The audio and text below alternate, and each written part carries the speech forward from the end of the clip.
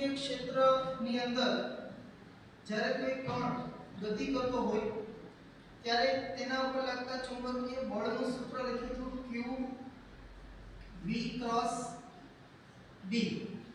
Q એ કણનો વિદ્યુતભાર છે, V વેગ અને B એ ચુંબકીય ક્ષેત્ર છે. આના પરથી જો આ ક્રોસ પ્રોડક્ટ દૂર કરીએ તો લખી શકાય Q V B sin theta. બરાબર? where theta is an angle between V and B. Theta જે છે એ જે કણ ગતિ કરી રહ્યો છે એના વેગ સદિશ અને ચુંબકીય ક્ષેત્ર જે દિશામાં હોય એમની વચ્ચેનો ખૂણો છે. તો આ આપણને ચુંબકીય ક્ષેત્રનું ચુંબકીય બળનું આ આપણને સૂત્ર મળે. આના પરથી આપણે ચુંબકીય ક્ષેત્રનો એકમ બનાવવો હોય તો આ ફોર્મ્યુલામાંથી ચુંબકીય ક્ષેત્ર B ને આપણે કરતા બનાવીએ તો B બરાબર આ Q V અને sin થીટા એ બરાબરની સામે તરફ જશે એટલે છેદમાં જશે તો Fm Q V sin theta. તો આ સૂત્રને આપણે કહીએ સમીકરણ 1 અને હવે આના ઉપરથી હું ચુંબકીય ક્ષેત્રનો એકમ બનાવું તો આપણે લખી શકીએ કે આ ચુંબકીય ક્ષેત્ર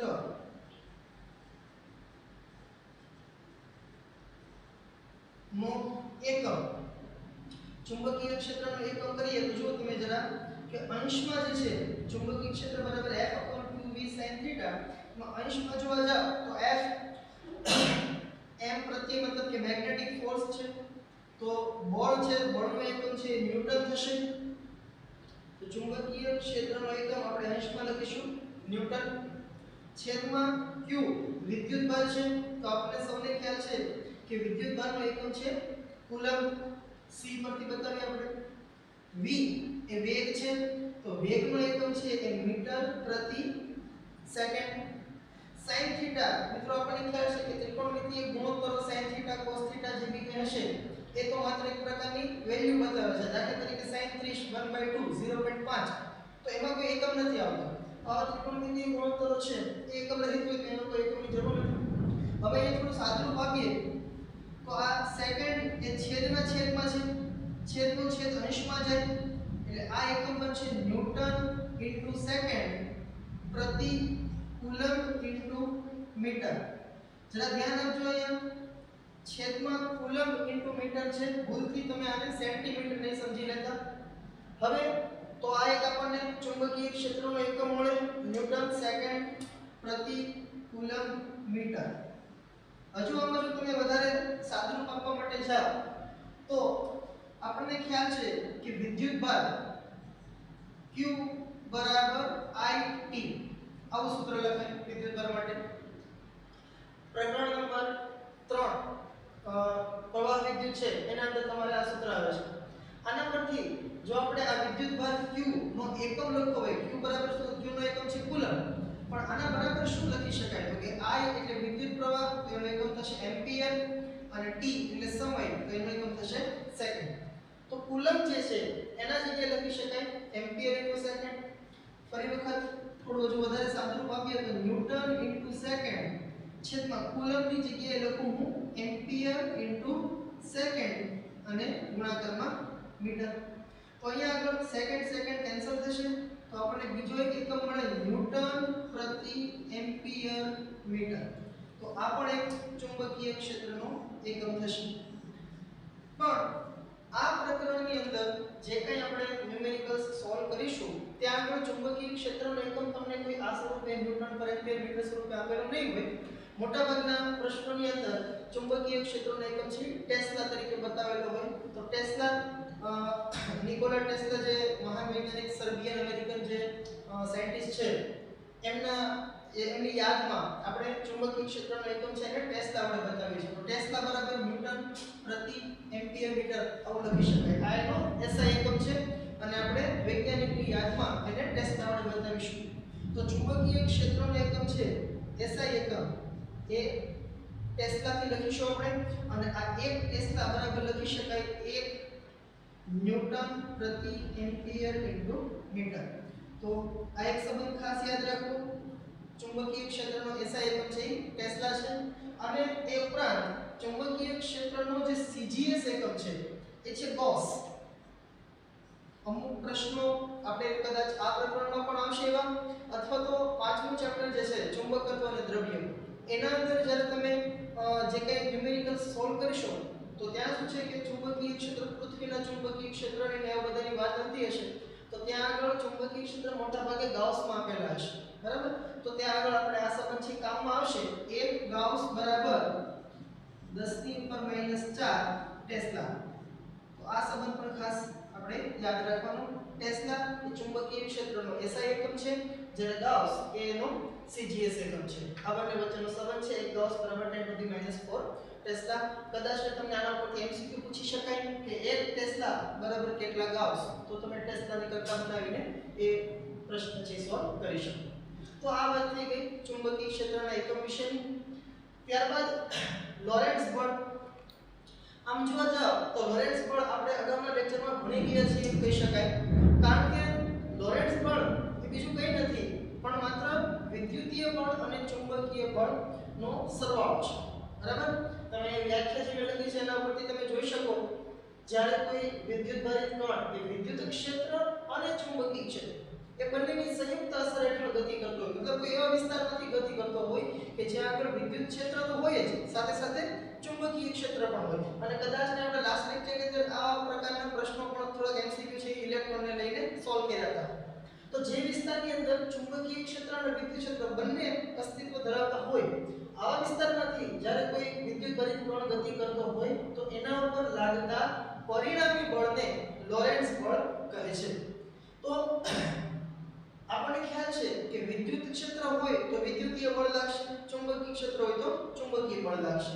એમ ઈ બળ ક્યારે લાગે ક્યારે ન લાગે એ બધી ચર્ચા આપણે અગાઉના લેક્ચર્સમાં કરી ગયા છીએ. અહીંયા આગળ આપણે થોડુંક નોટેશન મુજબ ચાલીએ સમીકરણ બનાવવા માટે. તો q વિદ્યુતભાર ધરાવતો કોઈ કણ v વેગથી ગતિ કરતો હોય, આ કેપિટલ E જેટલું વિદ્યુત ક્ષેત્ર અને b જેટલું ચુંબકીય ક્ષેત્ર. તો એના અંદરથી જ્યારે v વેગથી આ q વિદ્યુતભારિત કણ પસાર થતો હોય તો એના ઉપર લાગતું લોરેન્ટ્ઝ ફોર્સ, બરાબર, આપણે એને Fn વડે પણ બતાવી શકીએ લોરેન્ટ્ઝ ફોર્સ પરથી. તો લોરેન્ટ્ઝ ફોર્સ બરાબર લખી શકાય Fe plus Fm. Fe stands for electric force and Fm stands for magnetic force. તો મતલબ કે ઇલેક્ટ્રિકલ વિદ્યુતીય બળ પ્લસ ચુંબકીય બળ આ બંનેનો સરવાળો કરતા જે આપણને સમીકરણ મળે છે અથવા તો જે બળ મળે છે તેને આપણે લોરેન્ટ્ઝ ફોર્સ લોરેન્ટ્ઝ બળ છે કહી શકીએ. તો આપણને ખ્યાલ છે મિત્રો કે Fe એટલે કે વિદ્યુતીય બળનું સૂત્ર છે QE અને Fm એટલે કે ચુંબકીય બળ તો એનું સૂત્ર છે આપણા પાસે Q V ક્રોસ B. હવે તમે જોવા જાવ કે આ બંને જે પદ છે એમાંથી આ Q વિદ્યુતભાર જે છે એ સામાન્ય કાઢી શકાય. તો આપણે લખી શકીએ કે તેથી Fl બરાબર Q કોમન લઈએ આપણે તો E plus V cross B.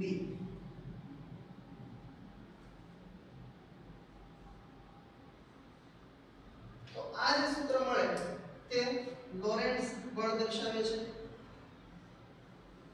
ઘણી વખત પાઠ્યપુસ્તકમાં આપણને પ્રશ્ન આપેલો હોય માત્ર ચુંબકીય બળ અચુંબકીય ક્ષેત્ર આપ્યું હોય, કોઈ વિદ્યુતભારિત કણ ચુંબકીય ક્ષેત્રમાં ગતિ કરે છે અને પ્રશ્ન એવો કર્યો હોય કે ભાઈ લોરેન્ટ્ઝ બળની ગણતરી કરો. તો પછી એવા સમયે સમજવાનું કે માત્ર ચુંબકીય બળ જ પૂછ્યું છે, ત્યાં આગળ વિદ્યુતીય બળ છે 0 છે, બરાબર. પણ આમ એમ કહી શકાય કે લોરેન્ટ્ઝ બળ એટલે શું તો કે કણ પર લાગતું વિદ્યુતીય બળ અને ચુંબકીય બળનો સરવાળો. તમને પ્રશ્નમાં કદાચ ખાલી વિદ્યુતીય બળ વિદ્યુત ક્ષેત્ર આપ્યું હોય તો વિદ્યુતીય બળ ગણી લેવાનું, માની લેવાનું કે ચુંબકીય બળ 0 છે, બરાબર. તો એ તમને લોરેન્ટ્ઝ બળ જ મળશે. ઓકે મિત્રો, તો આ બે નાના થિયરીના કન્સેપ્ટ હતા. હવે આપણે જોઈએ એક ન્યુમેરિકલ. આ ન્યુમેરિકલની અંદર આપણે 11મા ધોરણનો જે સદિશ ગુણાકાર છે એનો ઉપયોગ થોડો થશે એટલે જરાક વ્યવસ્થિત ધ્યાન આપજો.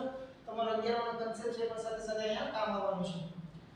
-4 માઇક્રોકુલમ વિદ્યુતભાર ધરાવતો એક કણ 2i કે -3j કે +k કે 10⁻6 મીટર પર સેકન્ડ. બરાબર, તો આપણને આ વેગ આપી દીધો છે. આ છે વેગ, આ વિદ્યુતભાર આપ્યો છે આપણને. જેટલા વેગથી 2 5 -3 10⁻², ટેસ્લા જેટલા ચુંબકીય ક્ષેત્રમાં, તેનો અર્થ કે આ જે છે એ આપણને આપેલું છે ચુંબકીય ક્ષેત્ર B. ગતિ કરે છે તો આ વિદ્યુતભાર ઉપર લાગતું બળ શોધો. હવે તમે જોવા જાવ તો આપણને અહીંયા વેગ આપ્યો છે, ચુંબકીય ક્ષેત્ર આપ્યું છે અને વિદ્યુતભાર આપ્યું છે. તેનો અર્થ એવો થયો કે અહીંયા આગળ આપણે માત્ર ચુંબકીય બળની જ ગણતરી કરવાની છે. વિદ્યુતીય બળ અહીંયા કે આવશે નહીં, કારણ કે વિદ્યુત ક્ષેત્ર આપણે નથી. તો અહીંયા આગળ આપણે લખીએ કે કણ પર લાગતું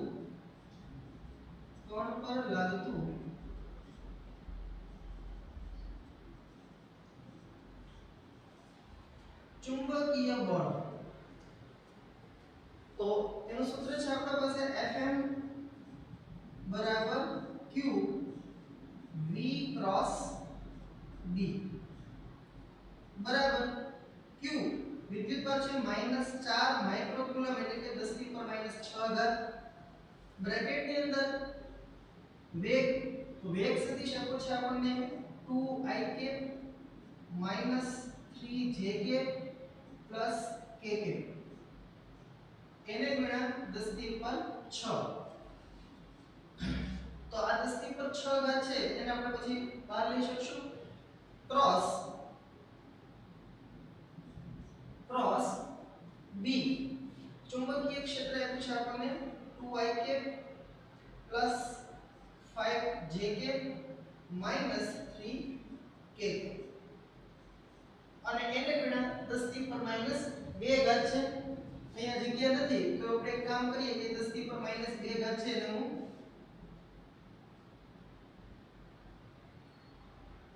બંનેની જે ગુણાકારમાં જે ઘાત છે ને આપણે 12 જ લખી લઈએ, અથવા તો અત્યારે હું પહેલા અહીં લખી દઉં છું. આની ઘાત છે 10⁻6, આની ઘાત છે 10⁻2. બરાબર, આ ઘાત ને 12 લઈ લઈશું. તો અહીંયા આગળ -4 ગુણ્યા, હવે અંદરથી જોવા જાવ કે 10⁻6 અને -2 થશે -4. એ -4 ઘાત આપણે બહાર લઈ લઈએ, સોરી +4 થશે. +6 -2 એટલે +4, એ +4 ઘાત આપણે બહાર લઈએ. અહીંયા 10⁻6 છે એ થઈ જશે 10⁻2. હવે અંદર તરફ જોવા જઈએ તો આપણે જે ક્રોસ ગુણાકાર કરવાનો છે કયા કયા પદનો, તો કે 2ik -3jk +kk cross 2ik +5jk -3kk.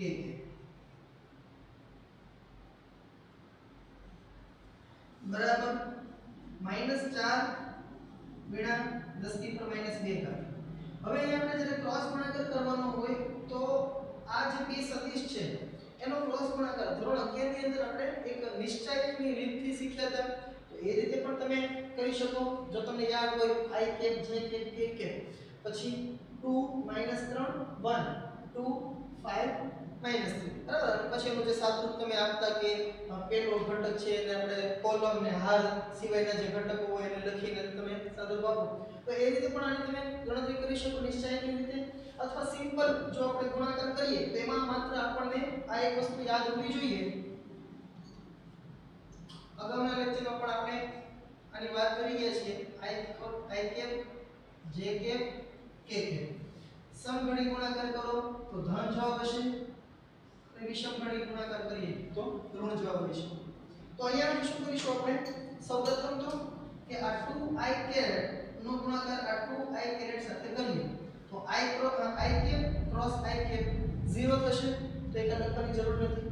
ત્યારબાદ આ 2i કેપ નો ગુણાકાર 5j કેપ સાથે કરીએ તો પહેલા તો 2 અને 5 નો ગુણાકાર થશે 10.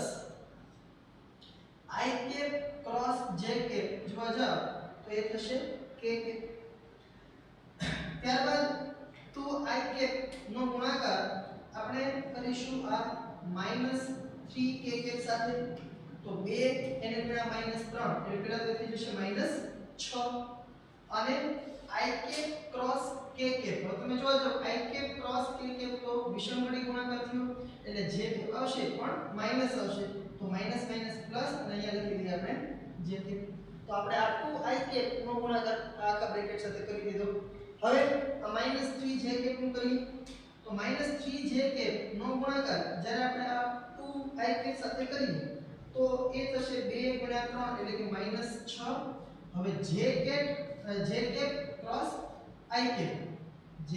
ક્રોસ i કેપ વિષમગણી ગુણાકાર થશે એટલે -k કેપ થશે તો માઈનસ માઈનસ અહીંયા પ્લસ અને k કેપ. ત્યારબાદ આ 3j કેપ નો ગુણાકાર આ 5j કેપ સાથે કરીએ તો j cap cross j cap 0 થઈ જશે તો એક લખવાની જરૂર નથી. અને છેલ્લું આ 3j કેપ નો ગુણાકાર જ્યારે આપણે આ 3k કેપ સાથે કરીએ તો એનો જવાબ શું થશે તો કે -3 ગુણ્યા -3 એટલે પહેલા તો એ થઈ જશે +9. j cap cross k cap જોવા જાવ તો સમઘડી ગુણાકાર છે એટલે જવાબ આવશે i કેપ. તો આ આપણે 2i કેપ અને 3j કેપ નો ગુણાકાર કર્યો. હજુ છેલ્લો જે ગુણાકાર બાકી છે એ આ ત્રીજા પદ એટલે કે k કેપ નો છે. તો આ k કેપ નો ગુણાકાર પહેલા તો પ્રથમ પદ 2i કેપ સાથે કરીએ તો 2 * 2 તો પહેલા લખીને કે આપણે +2 k cap cross i cap જુઓ જે k ક્રોસ i શું આવશે j. ત્યારબાદ આ k નો ગુણાકાર 5 સાથે કરીશું એટલે કે 5 k cap cross j cap તો k ક્રોસ j વિષમગણી દિશા થશે એટલે i કેપ આવશે તો પણ માઈનસ આવશે અને k ક્રોસ k 0 થાય તો એ ગુણાકાર લખવાની જરૂર નથી. ચાલો હવે સાદું તો આપીએ તો -4 10 ની ઉપર -2. સૌપ્રથમ જોજો i કેપ કેટલા રહેશે આપણા પાસે 9i કેપ અને -5i કેપ એટલે એ રહેશે 4i કેપ. પછી j કેપ ની વાત કરીએ 6 અને 2 8j કેપ. k કેપ 10 અને 6 તો 16 થઈ જશે તો 16 k કેપ. ઓકે હવે આ કૌંસમાંથી આમ જોવા જાવ 4 સામાન્ય નીકળે એટલે આપણે બહાર લઈ લઈએ તો 4 છે કોમન નીકળે ચોકે 16 ગુણ્યા 10 ની ઉપર -2 ઘાત અને અહીંયા રહેશે આપણા પાસે i caret plus 2j caret plus 4 k caret. તો આ જે છે એ આપણને ચુંબકીય બળ મળે Fm બરાબર. જો તમને આ બળનું મૂલ્ય પૂછે તો શું કરીશું આપણે માનાંકમાં Fm એટલે કે આ ચુંબકીય બળનું મૂલ્ય બરાબર 16 ગુણ્યા 10 ની -2 આ તો આપણો જ રહેશે માઈનસ છે તો પ્લસ મૂલ્ય હોય એટલે ખ્યાલ છે આપણને વર્ગ કરીને વર્ગમૂળ કાઢો તો માઈનસ છે પ્લસ થઈ જશે તો વર્ગમૂળ કાઢો એટલે પ્લસ થઈ જશે. આનું જ્યારે આપણે મૂલ્ય લેવા જઈએ તો આ i કેરેટ છે તો 1 નો વર્ગ 1 પ્લસ 2 નો વર્ગ 4 પ્લસ 4 નો વર્ગ 16 16 ને 4 20 ને 1 21 પરિણામે તમને મળશે 16 √ 21 ગુણ્યા 10 ની ઉપર -2 ન્યૂટન. તો આ જે છે એ બળનું મૂલ્ય થશે બરાબર. ઓકે ત્યારબાદ બીજો પ્રશ્ન છે એક electron 2i cap 3j cap metre per second એટલા વેગથી પછી E તમને કંઈક વિદ્યુત ક્ષેત્ર આપ્યું છે. બીજી એક વસ્તુ ખાસ એવી નોંધવી કે અગાઉના લેક્ચર્સની અંદર આપણે વિદ્યુત ક્ષેત્રનો એકમ છે ન્યૂટન પર કુલમ E બરાબર F/q ઉપરથી આવ્યો હતો. એ સિવાયનો બીજો એક એકમ છે વોલ્ટ પર મીટર જે તમારા પ્રકરણ નંબર 2 માં કદાચ ને આવ્યો હશે. તો કઈ કઈ વસ્તુ આપણને આપેલી છે તો સૌથી પહેલા તો આપણને આપ્યો છે વેગ વિદ્યુત ક્ષેત્ર અને B એટલે કે ચુંબકીય ક્ષેત્ર. તો હવે તમે જોવા જાવ કે અહીંયા અને આ ઇલેક્ટ્રોન કીધો છે મતલબ કે વિદ્યુત ભાર પણ આપણને ખ્યાલ હોવો જોઈએ -1.6 10 ની પર -16. તો વિદ્યુત ભાર છે વેગ છે વિદ્યુત ક્ષેત્ર છે અને ચુંબકીય ક્ષેત્ર છે અને એના ઉપર લાગતા લોરેન્ટ્ઝ બળનું મૂલ્ય જો એ તમને આમ તો પ્રશ્નમાં જ કીધું છે લોરેન્ટ્ઝ બળ કદાચ ને ખાલી એવું કીધું હોય કે તેના પર લાગતું બળ મેળવો તો પણ ખ્યાલ આવવો જોઈએ કે બે બે ક્ષેત્રો છે વિદ્યુત ક્ષેત્ર અને ચુંબકીય ક્ષેત્ર મતલબ કે લોરેન્ટ્ઝ બળની જ વાત થાય છે બંનેનો આપણે સરવાળો કરવાનો થશે તો અહીંયા આગળ આપણે લખીએ કે કણ તરીકે કોણ છે ઇલેક્ટ્રોન તો ઇલેક્ટ્રોન પર લાગતું લોરેન્ટ્ઝ બળ Fl બરાબર લોરેન્ટ્ઝ બળનું સૂત્ર અહીંયા આગળ એકવાર જુઓ તમે સૂત્ર આપણે બનાવ્યું Q into bracket E plus V cross B તો આ સૂત્ર આપણે અહીંયા લખીએ Q bracket માં E plus V cross B બરાબર Q તો Q એટલે અહીંયા વિદ્યુત ભાર કોનો છે તો કે ઇલેક્ટ્રોનની વાત થાય છે તો ઇલેક્ટ્રોનનો વિદ્યુત ભાર લખીશું આપણે અહીંયા -1.6 10 19 ઘાત વિદ્યુત ક્ષેત્ર આપણને આપ્યું છે 3 I cap 6 J cap plus 2 K caret plus V cross B વેગ આપણને આપ્યો છે 2 I cap plus 3 J cap 2 I cap plus 3 J cap cross B એટલે કે ચુંબકીય ક્ષેત્ર આપ્યું છે 2 J cap plus 3 K okay તો તમે અહીંયા જુઓ કે સૌપ્રથમ તો આપણે અહીંયા જે આ V અને B જે સદિશો આપ્યા છે એમના વચ્ચે ક્રોસ પ્રોડક્ટ છે તો પહેલા તેમનો ક્રોસ ગુણાકાર કરી સાદુરૂપ આપીશું અને ત્યારબાદ આ E સદિશ છે એના સાથે એનો આપણે અહીંયા સરવાળો કરવાનો છે બરાબર તો સૌપ્રથમ આપણે આ બે જે સદિશો છે એનો ક્રોસ ગુણાકાર કરીએ તો બરાબર -1.6 10 19 ઘાત બ્રેકેટમાં 3 I cap 6 J cap 2 K plus ચાલો હવે આ બંનેનો આપણે ક્રોસ ગુણાકાર કરવાનો છે ફરી વખત આપણે જેમ આગળના પ્રશ્નમાં કેવી રીતે ગુણાકાર કરીએ તો આ 2 I cap નો ગુણાકાર સૌથી પહેલા આપણે કરીશું 2 J cap સાથે તો 2 * 2 4 I cross J અહીંયા આપણે જુઓ I cross J સમઘડી દિશા થશે તો પ્લસ K cap આવશે ઓકે ત્યારબાદ આ 2 I caret નો ગુણાકાર આપણે બીજા પદ એટલે કે 3 K cap સાથે કરીએ તો 2 * 3 એટલે કે 6 I cross K તો તમે જુઓ કે વિષમઘડી દિશા થશે તો J cap આવશે પણ માઈનસ આવશે એટલે J cap અને માઈનસ ચાલો હવે આ જે બીજું પદ છે 3 J cap એનો ગુણાકાર કરીએ તો પહેલા તો જ્યારે તમે આ પ્રથમ પદ 3 J cap નો ગુણાકાર જ્યારે 2 J cap સાથે કરશો તો 3 દુ 6 ભલે થાય પણ J cap cross J cap 0 થઈ જશે હવે આનો ગુણાકાર આ બીજા પદ સાથે કરીએ તો 3 * 3 9 J cap cross K cap J cross K સમઘડી દિશા છે તો પ્લસ આવશે અને I cap ઓકે તો આ થઈ ગયું આપણું V cross B હવે આપણે આ બંનેનો સરવાળો કરવાનો છે તો -1.6